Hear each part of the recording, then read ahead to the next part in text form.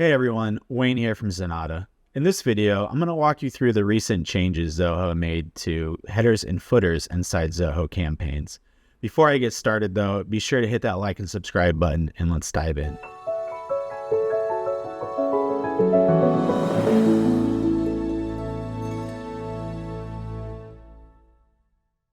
All right, so to get started, let's go ahead and take a look at where prior to this update where the header and footer was. So if we go up to our settings and we go under customization, header and footer, this is where you used to set up the different templates for the header and footer section, primarily editing the footer to add your branding, change the color of this, the address, whatever it may be. But as you can see here, I mentioned in an update last month in May that this was going away. And if we click on the learn more, they basically address it here, how the new footer migration is now a button or a builder, an element inside of the email builder. I don't know if this is a step forward or a step backwards. Personally, I kind of think it's a step backwards because this was, ideal where you could just set a default all the time and it would go directly to the footer. Now you kind of have to build it out with inside the campaign. There are some steps to make this new process a bit less painless. So let's go ahead and dive in and I'll kind of walk you through that. So let's go ahead and just make an email template real quick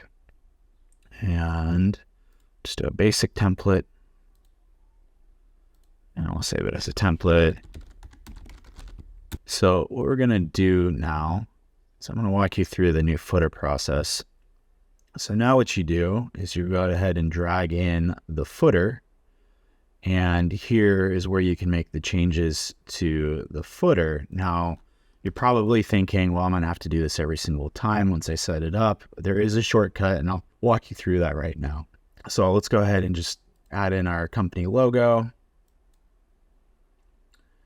And we've got the old branding here. This image is white, so maybe let's make the background white real quick. And oops, there.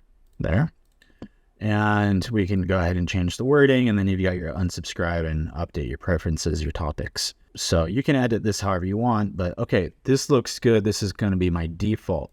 Well, rather than having to do this manually every single time, you can simply bookmark it. And we will call this is not a default footer. And it is now bookmarked. So now when I go ahead and create an email campaign, I can simply go ahead and set up the campaign name and topic real quick. And when I create my content, we'll just do a basic template from scratch. And let's go ahead and add in some text. Email. And now if I go to my bookmarks over here, I can go ahead and insert the footer.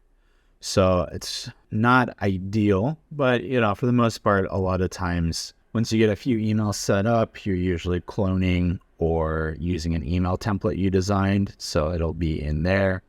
And now if we proceed, under the header and footer here, we can go ahead and hit none. And we've got the unsubscribe already in there, and so it is now taken care of. But wait, if we remove the header and footer though, we still don't have a header. And if we go back into the editor, you may notice that there's no header option if we look at our different elements over here on the left.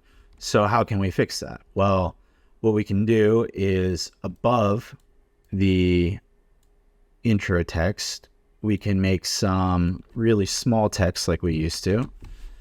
And we'll delete this, we'll center it, kind of match the old design. We'll set this to the smallest 8. View this email. And we'll go ahead and hyperlink this. And we will use the view link in a browser. we've essentially accomplished the same thing. We can go ahead and make this background gray or something just to make it stand out a little bit. But there you have it. So this is the new way to go ahead and update your header and footer. Now you have some more customization options, I guess, than kind of before with the limitations you kind of had in setting up the old way. All in all, like I said, I don't know if this is an upgrade or downgrade. I'd be curious to hear your guys' thoughts in the comments below. I hope you found this video useful. If you did, be sure to hit that like and subscribe button, and we'll see you on the next one.